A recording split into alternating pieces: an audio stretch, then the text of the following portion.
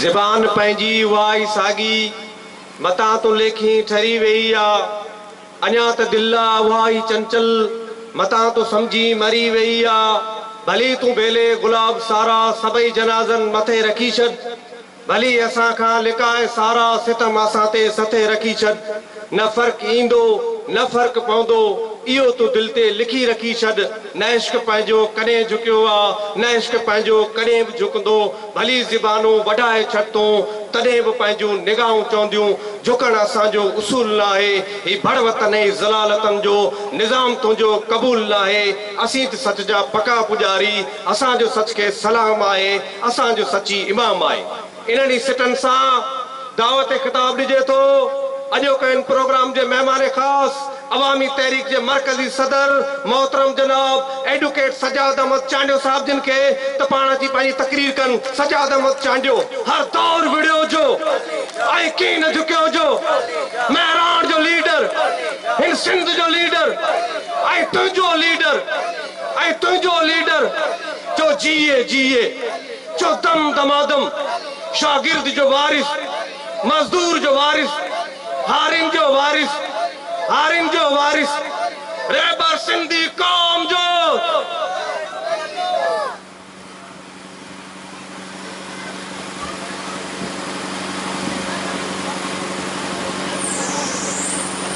Stage ते वेठल अवामी तहरीक जी मरकज़ी क़यादत मोहतरम नूर मोहम्मद बजीर साहब, कृष्ण शर्मा साहब, विशन थरी साहब, सुभान समेजो साहब, मिठी जा सहाफ़ी दोस्तों भाइरो, मिठी जा वापारियों, मिठी जा शहरियों, मुझे अवामी तहरीक जा मुझा साथियों, मुझे भेणों, जिए सिंध, जिए अवां जी हक़ परस्त जी गुज़र। दोस्तन काफ़ी ॻाल्हियूं कयूं हन साथी हसन पसायो जी ज़िंदगी मुतलिक़ त हुननि पंहिंजे दौर में अहिड़े बूसाटल माहौल में थर जहिड़े पुठिते पियल इलाइक़े मां अॼु खां एतिरा साल पहिरीं पंहिंजो किरदारु कीअं अदा कयो ऐं कीअं हो पंहिंजी जेका सियासी ज़मीन जो टुकड़ो चओ उहो खेड़े विया जंहिंजा ही तव्हां जेके अॼु फ़सुलु ॾिसो था जेको हुननि पोखियो हुयो उहो फ़सुलु उहो आहे जेको तव्हांखे असांखे हींअर नज़र पियो अचे। दोस्तनि काफ़ी ॻाल्हियूं कयूं आहिनि सिंध जी हालत मूजिबि बि पाकिस्तान जी हालत मूजिबि बि ऐं घणे क़दुरु इहे ॻाल्हियूं को जेको बि शहरी टीवी ॾिसे थो इंटरनेट जी सहूलियत अथसि त उनखां इहे ॻाल्हियूं ॿुधियूं कोन्हनि ऐं कुझु मुख़्तसिर ॿ टे ॻाल्हियूं करणु चाहींदुसि जंहिं ते आउं चाहियां थो त सिंध जे माण्हू खे उनजी ख़बर पवे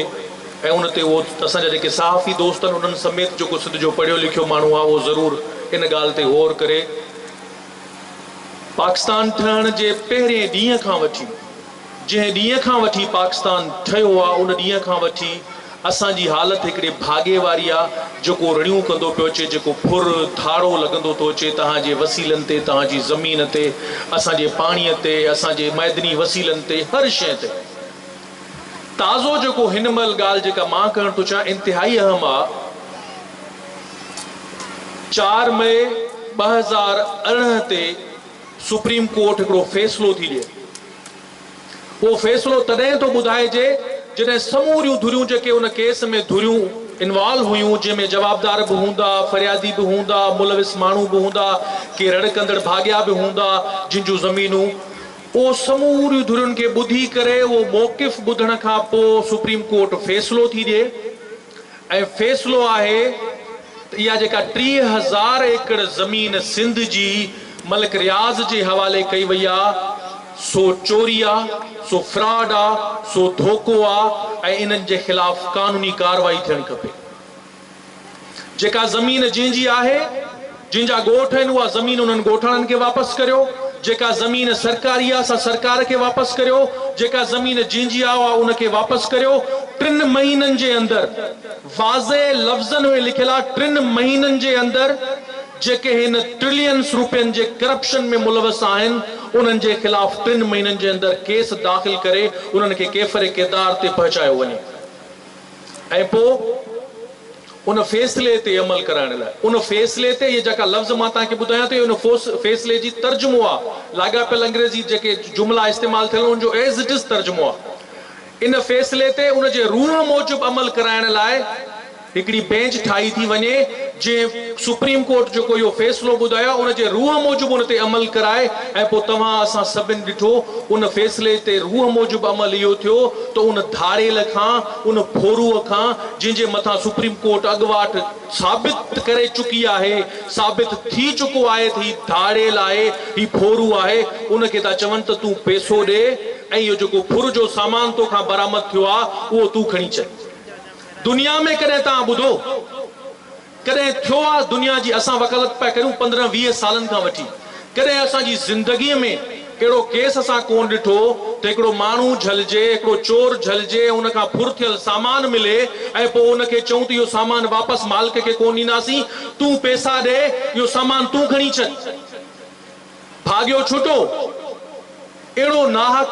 अहिड़ा कलूर ही सिंध जी प्रॉपर्टी हुई ये असांजी तव्हांजी सिंधियुनि जी ज़मीन हुई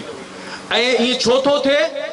इहो तॾहिं थो थिए जेको तव्हां असांखे जीअं सवेर मुंहिंजे दोस्त ॻाल्हि कई न हथरादू ठाहे जेके जंहिं दौर में पैदा करे इहे जेके गांचे नशे वारा असां दोस्तनि खे चऊं था अक्सर करे असांजा दोस्त चऊं था अलाए थर में ॿारड़ा मरी था वञनि अस्पताल में ग़िज़ाई सहूलियतुनि जी खोट जे करे चवनि था जीए भुटो असां त चवंदा आहियूं पाणी ही सुप्रीम कोर्ट जी रिपोर्ट आई आहे जेको पाणी थो अचे वाटर सप्लाई में इन में त अलाए छा छा कहिड़ा कहिड़ा जुज़ा गंदा गटर जो पाणी शामिल आहे चवंदा जीए भुटो अरे वाह ही माण्हू पिया था मरनि 4-4 ॾींहं लाश रखे सिंध जे शहरनि में ग़रीब माण्हू मिसकीन बीठो आहे तव्हांजी हुकूमत आहे तव्हांखे का अपोज़िशन कोन्हे माण्हुनि जूं FIR दाख़िल नथियूं अथनि चवंदा जीए भुटो असां था चऊं ही मासूम ॿार 12 सालनि जो ॿार पंहिंजे दिलि ते हथ रखे सोचो 10 सालनि जो 12 सालनि जो ॿार मज़हब मूजिबि छा फ़ैसिलो कंदो छा उनजो अकुल हूंदो ही कॾहिं ईअं छो कोन थो थिए त को 50 सालनि जो को 60 सालनि जो माण्हू मुतासिर थिए असांजे दीन खां असांजे मज़हब खां कॾहिं का 60-50 सालनि जी का औरत न 12 सालनि जो 14 सालनि जो छोकिरो 12 सालनि जी 13 सालनि जी न्याणी जेका आहे उहा हिननि खां मुतासिर थी थिए ऐं वेठी केरु हुकूमत कंहिंजी आहे तव्हांजी लिबरल पार्टी जमहूरी पार्टी मजाला जो अख बि वात मां को अखर बि कढनि मजाला जो ये जेके दहशतगर्द जेके पालियल जेके वेठा आहिनि घोटकी वारे साॾे इहो जेको धंधो वेठा था कनि जंहिंमें इंसानी जेका आहे तव्हांखे ख़बर आहे रिपोर्ट अची चुकी आहे शायदियूं अहिड़ियूं मिलियूं आहिनि त इहा इंसानी स्मगलिंग था कनि ही जेको ढोंग करे ॾेखारनि था ऐं पोइ जुलूस कढनि था ऐं मासूम ॿारड़ियूं जेके कब्ज़े में करे ऐं चवनि था त हिननि दीन मटायो आहे पोइ हिननि जो कारोबार था कनि इहा हक़ीक़त बि मञियल हक़ीक़त आहे ऐं मजाला जो तव्हांजी चूंडियल हुकूमत को ॻाल्हाए पुछा था करियूं चवनि था जीअ भुटो कॾहिं को हिकिड़े ॾींहं लाइ कॾहिं को तव्हांखे नज़र आयो को जेको हींअर लाथो अथनि मूं उन ॾींहुं अॻु में बि हैदराबाद में ॻाल्हि कई हीअ जेका हींअर तव्हांजी असांजी सभिनि जी हालत आहे ये जेके करोड़े रुपया अचनि था चवनि था इमरान खान साहब सॼो ॾींहुं पियो रड़ियूं करे त ज़रदारीअ पैसा IMF खां वरिता ऐं नवाज़ शरीफ़ पैसा भला जे पैसा वरिता कर्ज़ उहो कर्ज़ काॾे वियो उहो पैसो किथे इस्तेमालु थियो ही सिंध जो माण्हू त बुख पियो थो मरे अस्पताल में दवा कोन्हे का स्कूल में पीअण जो पाणी कोन्हे को तव्हां वञी ॾिसो त डिस्ट्रिक्ट ज़िलई लेवल ते जेके अस्पतालूं आहिनि उते ख़बर थी पए त कुते जे चक लॻियल जेका वैक्सीन हूंदी आहे उहा कोन्हे नांग जो डंग थो लॻे त उनखे बचाइण जी वैक्सीन कोन्हे का इहो पैसो काॾे थो वञे इहो पैसो ओॾां वियो इहे जेके कंपनियूं ठहियूं जेको हींअर बिलाल साहब चवे थो पंहिंजे इस्लामाबाद में जॾहिं चई त मां जॾहिं 1.5 साल जो हुउसि त मां कंपनी जो मालिक तॾहिं हुयुसि त बिलाल साहब तूं 1.5 साल उन कंपनी जो मालिक तॾहिं थिए जॾहिं तुंहिंजे वॾनि हीअ धारा हणी मुंहिंजे सिंधी आवाम जो गिरह फुरे जेके कंपनियूं ठाहियूं तूं उनजो मेंबर तॾहिं थिए ऐं असांखे चवनि था अजीब ॻाल्हि आहे अजीब शर्म जहिड़ी ॻाल्हि आहे हिकिड़ो माण्हू आहे उहो धाड़ेल आहे उहो फोरू आहे उहो चोरी थो करे उहो तव्हांजो मुंहिंजो हक़ थो मारे मुंहिंजनि पैसनि ते पंहिंजी अयाशी जी ज़िंदगी थो गुज़ारे दुबई ऐं लंडन में फ्लैट थो वठे ऐं जहाज़नि ते थो चढ़े ऐं सिंध जे मासूम माण्हू खे ट्रेन मार्च करे चयो थो वञे त उन चोर खे बचाइण जे लाइ असां सां गॾु अचो हिकिड़ो ॾींहुं बि कॾहिं बिलावल जुलूस कढियो त माण्हू छो था पिया मरनि कॾहिं को सिंध जे हक़नि जे लाइ ॻाल्हि कई न जॾहिं चीफ जस्टिस ऐलान कयो हो साकिब निसार त डैम ठाहींदासीं जेको डैम जे मुतलिक़ ॻाल्हि कंदो असां आर्टिकल 6 जी कार्रवाई कंदासीं किथे हुया ही जमहूरी हुकूमत वारा अक्सरती पार्टी छापी करे उन महिल अक्सरती पार्टी अखर कोन पई कुझु लफ़्ज़ कोन पे ॻाल्हायूं, इहो साॻो फ़िक्रे पली जो हुयो, इहा साॻी अवामी तहरीक हुई जे सभिनि खां अॻियां काफ़िले जो संभाल कंदे सभिनि खां पहिरियां ऐलान कयो, चीफ जस्टिस खां मुतालबो कयोसीं त तव्हां इस्तीफ़ा ॾियो, तव्हां इहो कमु करे ई कोन था सघो। लखे केस पिया आहिनि सुप्रीम कोर्ट में, तव्हां ॾिसो त हीअ असां सां मश्करियूं कहिड़ियूं पिया कनि। लखे केस पिया आहिनि, माण्हुनि जूं उमिरियूं गुज़री थियूं वञनि, केसनि ते फ़ैसिला कोन था थियनि, उहो कमु उन में सुधारो कोन आणिबो, उनखे स्पीड कोन वठराइबी, कमु कबो त डेम ठाहिण लाइ फंड गॾु कंदी सुप्रीम कोर्ट, आबादी खे कंट्रोल करण लाइ कमु कंदी सुप्रीम कोर्ट, ऐं तव्हांजे असांजे ज़मीनुनि ते ज़मीनुनि जो अघु तय करे ऐं सुप्रीम कोर्ट स्टेट एजेंसी खोले उते वेहंदी ऐं सिंध जे ज़मीनुनि जो विकिरो कंदी। हीअ असां सां तव्हां सां पियो थिए। छाजे कारण त तव्हां असां जिन खे इक़्तिदार जे ऐवाननि ते पहुचायो आहे उहे चोर आहिनि, उहे धाड़ेल आहिनि, धाड़ेल इब्ने धाड़ेल आहिनि। ऐं अक्सर करे चवंदो आहे, मुंहिंजो अफ़सोस जहिड़ी ॻाल्हि आहे त असां माण्हुनि खे इहा ॻाल्हि सम्झ में छो कोन थी अचे। जॾहिं अंग्रेज़ असांजे मथां क़ाबिज़ थियो हुयो त उन सां गॾु केरु वञी बीठो, पंहिंजे माण्हुनि सां, पंहिंजे वतन सां गद्दारी करे जेके उन सां गॾु बीठा हुआ, ही उन्हनि जो औलाद अथव। तव्हां हिननि जा पेरा खणो, तव्हां हिननि जो शुजरो ॾिसो, तव्हांखे नज़र ईंदो त ही उन्हनि जो औलाद आहे। इहे सर जा लक़ब, इहे नवाबनि जा ऐं खाननि जा ऐं मीरनि ऐं पीरनि जा लक़ब त अंग्रेज़ पंहिंजे पठुअनि खे ॾिना हुआ, जेके उन सां चापलूसी करे पंहिंजे माण्हुनि सां, पंहिंजे वतन सां जिन गद्दारी कई, इहे लक़ब त उन्हनि खे मिलिया हुआ। ही उन्हनि जो ख़ानदान आहे, ही उन्हनि जो नस्ल आहे। तव्हां असां उन्हनि खां वफ़ा जी पिया घुर्ज करियूं त ही असां सां वफ़ा कंदा, जिन जो शुजरो ई वफ़ा, जिन जे शिजरे में वफ़ा शामिल कोन्हे, जिन जे रत में वफ़ा शामिल कोन्हे। पाकिस्तान में अॼु आयासीं पे त हिकिड़ी ॻाल्हि थी, मुंहिंजो इहो पुछाणो छो न थियणु खपे, जॾहिं हिननि मज़हबी जुनूनी दहशतगर्दी पे पखेड़ी, माण्हू जे दिमाग़नि में विझी ऐं इंतिहा पसंदी जो इंतिशार पे पखेड़ियूं, तॾहिं अवामी तहरीक जे क़ाइद चयो हो, ही तव्हां ग़लति पिया करियो, ही जेको तव्हां बाहि पिया ॿारियो, हिन बाहि में सुभाणे अवी सड़ंदा। ऐं हाणे तव्हां ॾिठो, तारीख़ शाहिद आहे त सऊदी अरब जो जेको शहज़ादो आहे उहो अमेरिका में वञी क़बूलदारी थो करे त ही मज़हबी इंतिहा पसंदी असां अमेरिका जे चवण ते हिन ख़िते में पखेड़ी हुई ऐं ही क़बूल पिया कनि। इमरान खान जो तव्हां बयानु खणी ॾिसो, चए थो त ही मज़हबी इंतिहा पसंदी ऐं जेके दहशतगर्द हुआ, इहे कंहिं दौर में असांखे ज़रूरत असां ठहिराया हुआ। पोइ छा खान इहो पुछाणो न थियणु खपे? छा था चओ, ही जेके लखे माण्हू हिननि माराया, ही जेके लखे माण्हू हिननि कूड़ा नाला हणी, कूड़ो बिज छटे जेके माराया, छा हिननि खां पुछाणो न थियणु खपे त ही जेके हिननि नास कया माण्हू माराए, असांजा नाहक माण्हू माराए, ही जेके हिननि जे ग़लति पॉलिसियुनि जे करे 45 लख धारिया अफ़गानी आबाद लॻा वेठा आहिनि असांजे बंदरगाह वारे शहर ते, उहो हिननि जे ग़लति पॉलिसियुनि जे करे हुआ। जेको असांजी मईशत ते बोझ थियो आहे, हिननि जे करे थियो आहे। सुप्रीम कोर्ट जो फ़ैसिलो आहे, तव्हां ॾिसो त असां ॾांहुं हिननि जो रवैयो कीअं आहे। 2010 में आऊं उन केस में पाण वियो पलीस साहब सां गॾु, जेको लॉ एंड ऑर्डर सिचुएशन ते केस हलियो इफ्तिखार चौधरी जे दौर में, अंग अखर पाकिस्तान जे समूरनि एजेंसियुनि जमा कराया आहिनि त 40 लख खां वधीक धारिया सिंध जे मथां बोझ आहिनि, ख़ुसूसन कराची शहर में, ऐं उहे दहशतगर्दीअ जे मामलनि में ख़ुदि मुलविस आहिनि। सुप्रीम कोर्ट जो हुकुम पियो आहे, सुप्रीम कोर्ट जो हुकुम पियो आहे त जल्द खां जल्द हिननि खे ॾेह निकाली ॾिनी वञे। ऐं तव्हांजो ही जेको हाणोको हथरादू जेको वज़ीर आज़म साहब खणी आया आहिनि, उहो तो चवे त अफ़गानियुनि खे कार्ड ठाहे ॾियो। जेके असलूका रहाकू आहियूं, तव्हांजो असांजो कार्ड ठाहिण जेको आहे उहो ॾुखियो अमल आहे। हिकिड़े तरीक़े मां गुज़रणो थो पवे, अफ़गानी खे कार्ड मिलियो वञे, छाकाणि त हीउ असांजो माल आहे। हीउ अफ़गानी करे को 5 लख 8 लख वठी को पंजाब जे कंहिं शहर में वञी आबाद करे ॾेखारनि, को KBK में आबाद करे ॾेखारनि, के ॿिए हंधि आबाद करे ॾेखारनि। हीउ सिंध माले गनीमत आहे। हिननि पाकिस्तान जे ठहण खां वठी जेका मूं ॻाल्हि कई, हिननि माले गनीमत करे असांजे वसीलनि खे ईअं विरहायो आहे। ऐं ख़ुसूसन जेका सवेर हिकिड़े दोस्त ॻाल्हि कई, ऐं अंग अखर गॾु पियो करियां, 2-3 ॾींहंनि में उहे आणींदासीं तव्हां सभिनि जे साम्हूं बि,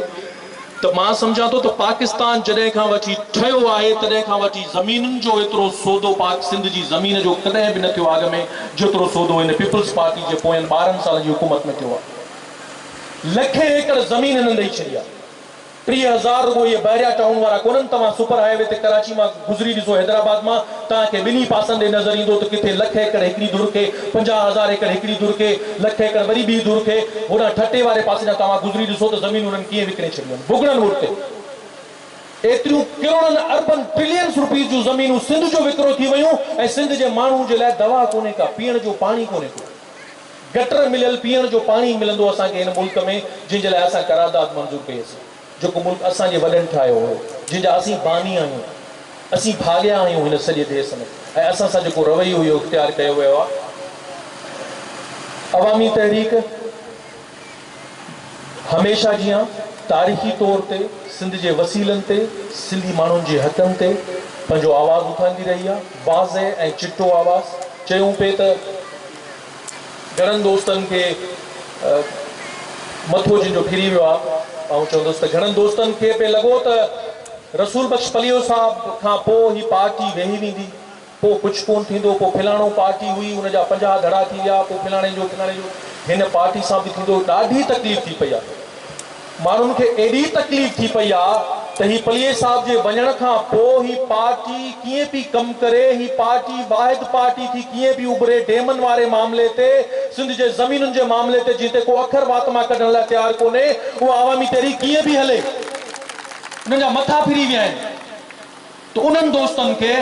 दोस्तनि खे शायदि ख़बर कोन्हे त अवामी तहरीक जो हर कारकुन हसन फसायो जो शागिर्द आहे, अवामी तहरीक जो हर कारकुन फ़िक्रे पलीजे सां भरपूर आहे उनजो ज़हन। अचो ऐं सिंध जे अवाम खे, सिंध जे पढ़ियल लिखियल दोस्तनि खे सभिनि खे दावत थो ॾियां,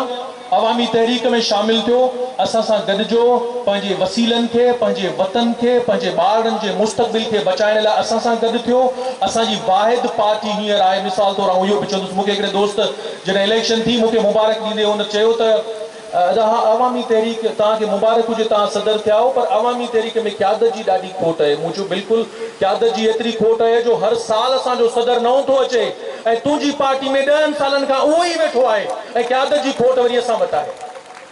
अवामी तहरीक में शामिल थियो, असांजा ॿाह ॿेली थियो, असां सां गॾिजो, ऐं जंहिं ॾींहं ते तव्हांखे सॾु ॾियूं सिंध जे हक़नि खे बचाइण जे लाइ, असां सां गॾिजो। असां तव्हांखे ॿुधाईंदासीं त सिंध जो मुस्तक़बिल शानदार थी सघे थो जेकॾहिं तव्हां असांजो साथ ॾिनो। जी सिंध।